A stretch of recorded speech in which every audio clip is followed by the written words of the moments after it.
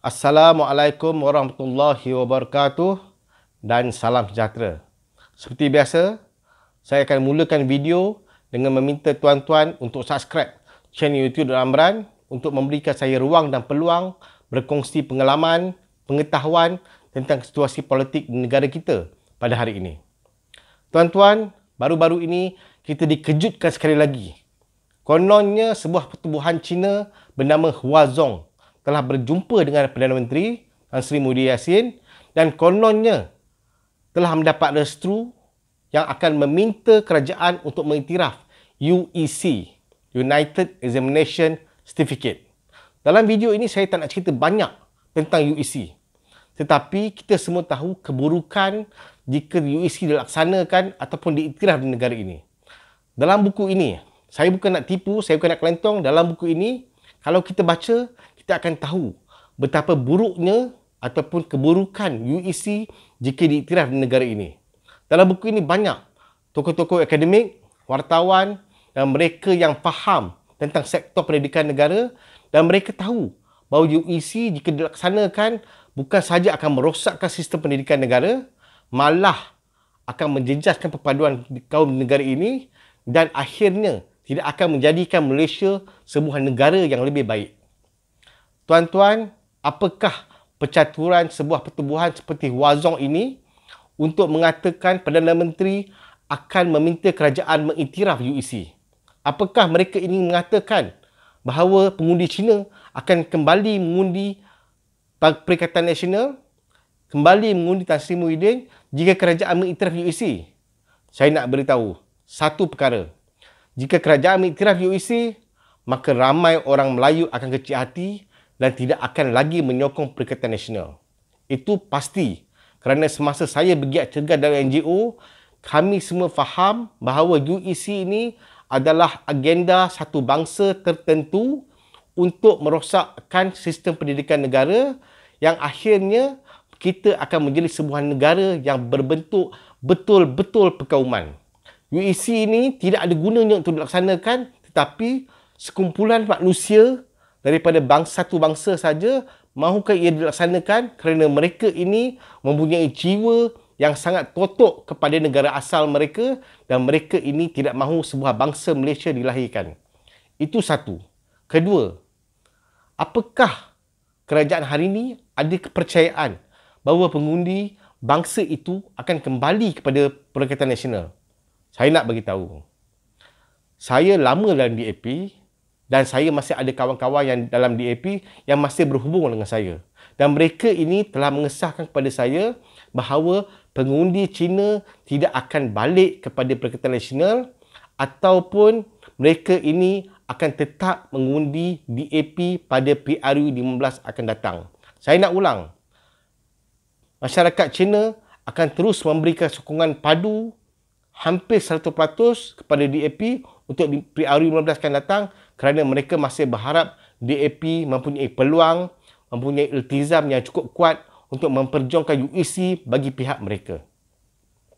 Tak adanya masyarakat Cina akan kembali kepada Perikatan Nasional kerana UEC. Saya nak bagi tahu ini satu perangkap. Kalau kerajaan hari ini, kerajaan Perikatan Nasional mengiktiraf UEC, satu perkara yang akan berlaku, pengundi Melayu akan menjadi marah. Kalau mereka tidak mengundi parti satu lagi, parti yang lawan kepada PN, mereka akan tidak keluar mengundi dan yang akhirnya yang akan rugi adalah PN itu sendiri. Itu satu. Kedua, pengundi Cina tidak akan mengundi PN semata-mata kerana UEC. Itu sudah pasti. Masyarakat Cina hari ini sudah bijak. Mereka tahu bahawa DAP sebuah parti yang tidak mampu memperjuangkan UEC dan mereka mahu kembali kepada Perikatan Nasional, tetapi itu tidak bermakna mereka akan mengundi Perikatan Nasional pada PRU akan datang. Itu sudah pasti.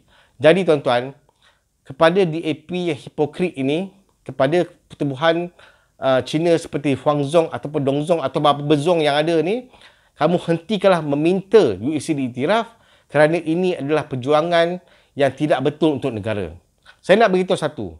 Ketika DAP menjadi pembangkang dulu, lama sebelum 2008 dulu, mereka hanyalah memperjuangkan bangsa Malaysia semata-mata.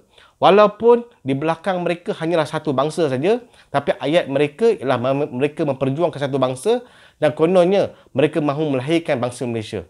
DAP ni patutnya hipokrit. Sebab apa? Sebab di sebalik mereka mahu memperjuangkan satu bangsa, iaitu bangsa Malaysia, tetapi mereka semasa memerintah menyampaikan dana sumbangan yang banyak kepada sekolah-sekolah Cina, sekolah SJKC, SJKT dan sekolah-sekolah yang dan tidak mahu kerajaan sebelum Pakatan Harapan tidak mahu untuk melaksanakan sekolah satu aliran yang boleh membawa kepada perpaduan kaum yang lebih baik dan juga melahirkan bangsa Malaysia yang sebenar. Ini hipokrit. Semasa mereka jadi pembangkang, mereka kata, yes, kita mesti memperjuangkan bangsa Malaysia. Bangsa Malaysia ni semua kaum ada. Tetapi apabila mereka memerintah, mereka hanya mahukan satu kaum saja untuk berjaya, iaitu bangsa DAP. Dan juga mereka menyampaikan tak putus-putus tiap-tiap bulan ada saja aktiviti ataupun event acara menyampaikan sumbangan kepada sama ada SJKC ataupun SJKT. Paling banyak SJKC lah. Kan? Jadi saya harap, saya buat video ni, saya harap agar kerajaan di bawah pimpinan Tan Sri Muhyiddin Yassin agar bertegas mengeluarkan kenyataan dengan segera bahawa kerajaan tidak akan mengiktiraf UEC kerana banyak faktor-faktor keburukan yang ada dan meredakan keresahan di kalangan orang Melayu mengenai isu ini. Saya ingatkan apabila kerajaan Perikatan Nasional yang majoritinya orang Melayu ini dah berjaya menguasai Putrajaya, maka tak ada lagi isu-isu macam ni.